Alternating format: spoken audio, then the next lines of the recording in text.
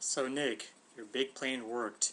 You said you were going to act like a completely different person than who you are, and that maybe Janvi would like you and actually marry you, and she did. So I have to give you props for that.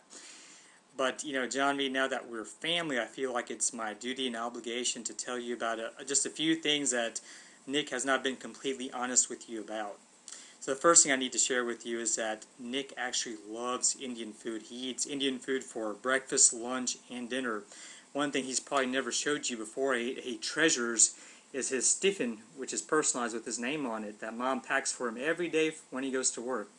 So at the bottom you have dal and bhat, sak, and roti. So that's his staple foods, and so those days of you guys going out, whining and dining you nicely at fancy restaurants is all over because Nick only eats at home and only eats Indian food. Alright, the second thing I need to tell you about is that Nick actually hates name brand clothing, okay? He will not go to South Park or to Nordstrom or any fancy stores. His actually mom buys him all his clothes still.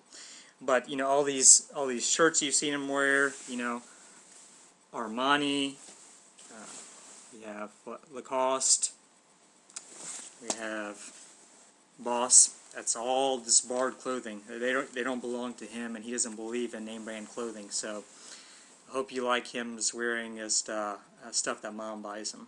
Now the third thing I need to tell you about is probably going to affect you the most is that Nick has always dreamed about having. You guys have probably talked about having kids, but he's probably told you he wants 2 or 3 kids.